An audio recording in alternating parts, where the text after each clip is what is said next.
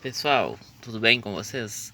Eu tenho atualmente um Neo Civic G8 e desde que eu comprei ele tinha um probleminha que me incomodava muito, que era um barulho muito forte no painel, tipo de um grilo, quando eu passava em estradas com declive, vamos dizer que estrada de chão, que tem buraco e coisa assim, ele fazia bastante barulho e se incomodava bastante, a não ser que ligasse o som alto para não ouvir esse barulho.